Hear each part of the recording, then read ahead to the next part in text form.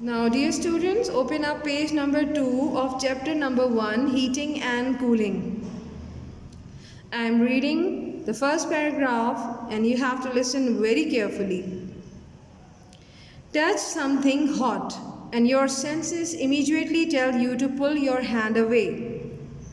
जब आप किसी गर्म चीज़ को छूते हैं तो आपके सेंसेस, आपके 5 सेंसेस होते हैं, जिनमें सेंस ऑफ टच से आपको फ़ौरन पता चल जाता है कि जिस चीज़ को आपने छुआ है वो गर्म है, लिहाजा आप फौरी तौर पे अपना हाथ पीछे की तरफ कर लेते हैं या धकेल लेते हैं.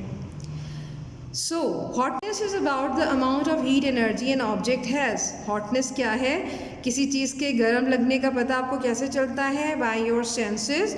और हॉटनेस क्या है? हॉटनेस आपके हीट एनर्जी की वो मिकदार है जो किसी भी ऑब्जेक्ट के अंदर मौजूद होती है.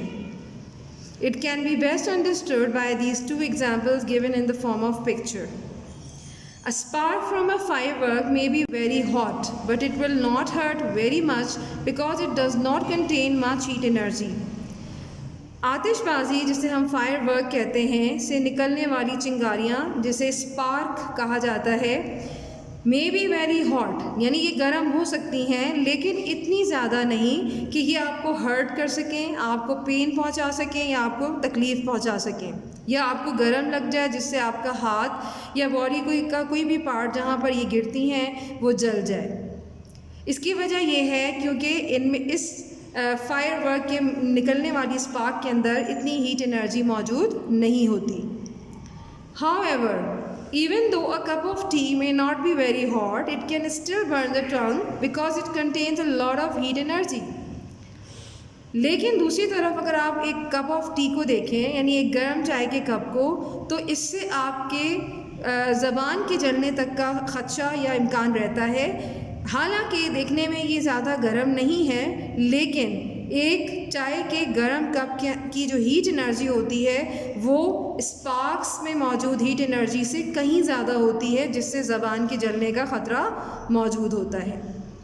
तो इन 2 एग्ज़ाम्पल से हमें ये प्रूव होता है, ये बात पता चलती है कि स्पार्क्स जो हैं वो हालांकि देखने में हमें ऐसा महसूस हो रहा है कि बहुत गर्म है, लेकिन ये हमें उस हद तक तकलीफ़ या हर्ट नहीं करती क्योंकि इनकी heat energy as compare to the heat energy present or found in the hot cup of tea is not much.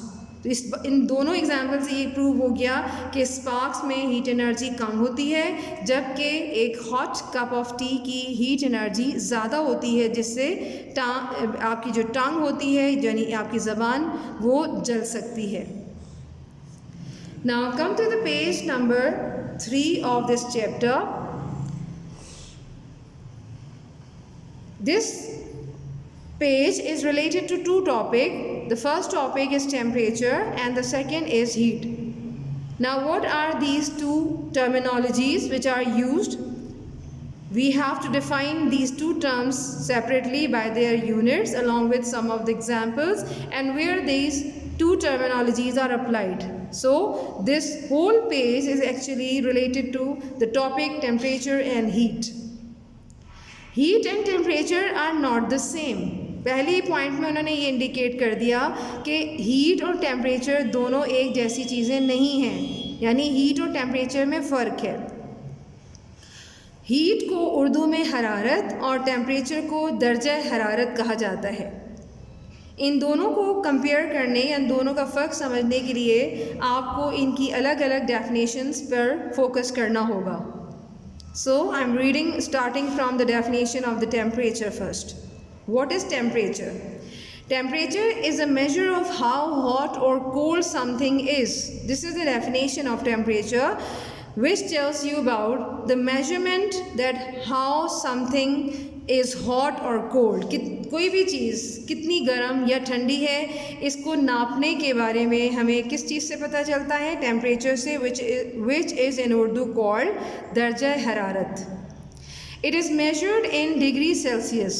यानी इसको नापने के लिए जो यूनिट्स यूज़ होते हैं, जो यूनिट्स इस्तेमाल होते हैं, उनको डिग्रीज सेल्सियस कहा जाता है. And it is represented by this nought and C. This nought represents the degree while the C is for Celsius. Temperature is measured with a thermometer. Temperature को नापने के लिए जो आला या इंस्ट्रूमेंट इस्तेमाल होता है उसे थर्मोमीटर कहते हैं, और इसके ज़रिए यकीनन आपने अपना टेम्परेचर या अपना जो बुखार होता है या जो फ़ीवर होता है वो भी आप ने नापा होगा, जिससे हमें अंदाज़ा होता है कि टेम्परेचर क्या है। Now the next term is heat. Heat is the transfer of energy from a higher temperature object to a lower temperature object. So this will become the definition of heat, that heat is basically transfer of heat energy. Heat is basically related to thermal energy.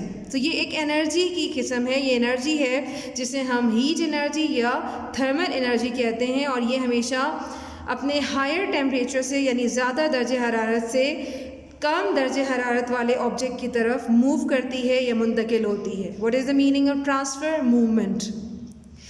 Now what are the units used to measure heat? It is measured in joules, which is also called joules, or kilojoules or kilojoules, which are represented by their symbols J or kJ.